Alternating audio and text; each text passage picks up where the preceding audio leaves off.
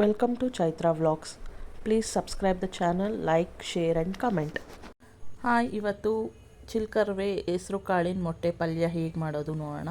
ಬೇಕಾಗಿರೋ ಪದಾರ್ಥಗಳು: ಈರುಳ್ಳಿ, ಬೇಯಿಸ್ಕೊಂಡಿರೋ ಹೆಸರು ಕಾಳು, ಶುಂಠಿ ಬೆಳ್ಳುಳ್ಳಿ ಪೇಸ್ಟು, ಹಚ್ಚಿಟ್ಕೊಂಡಿರೋ ಚಿಲ್ಕರ್ವೆ ಸೊಪ್ಪು, ಮೆಣಸು ಪೌಡರ್ ಸ್ವಲ್ಪ, ಮೊಟ್ಟೆ. ಬಾಣಲಿಗೆ 1/4 ಕಪ್ ಎಣ್ಣೆ, ಹಚ್ಚಿಟ್ಕೊಂಡಿರೋ ಹಸಿಮೆಣ್ಸಿನ್ಕಾಯಿ, ಈರುಳ್ಳಿ, ಶುಂಠಿ ಬೆಳ್ಳುಳ್ಳಿ ಪೇಸ್ಟ್ ಹಾಕ್ಕೊಂಡು ಚೆನ್ನಾಗಿ ಫ್ರೈ ಮಾಡೋಣ. ಹಸಿ ಸ್ಮೆಲ್ ಹೋಗೋವರೆಗೂ ಹುರ್ಕೊಬೇಕು, ಆವಾಗ ಟೇಸ್ಟು ಚೆನ್ನಾಗಿರುತ್ತೆ. ಹಚ್ಚಿಟ್ಕೊಂಡಿರೋ ಚಿಲ್ಕರ್ವೆ ಸೊಪ್ಪು ಹಾಕ್ಕೊಂಡು ಚೆನ್ನಾಗಿ ಫ್ರೈ ಮಾಡೋಣ. ರುಚಿಗೆ ಬೇಕಾದಷ್ಟು ಉಪ್ಪು ಹಾಕ್ಕೊಂಡು ಫ್ರೈ ಮಾಡ್ಕೊಳ್ಳೋಣ. ಬೇಯಿಸ್ಕೊಂಡಿರೋ ಹೆಸರು ಕಾಳು ಹಾಕ್ಕೊಂಡು ಸ್ವಲ್ಪ ಫ್ರೈ ಮಾಡಿಕೊಂಡು ಒಡೆದಿಟ್ಕೊಂಡಿರೋ ಮೊಟ್ಟೆನೆಲ್ಲ ಅದಕ್ಕೆ ಸೇರಿಸೋಣ. ಚೆನ್ನಾಗೇ ಹುರ್ಕೊಬೇಕು.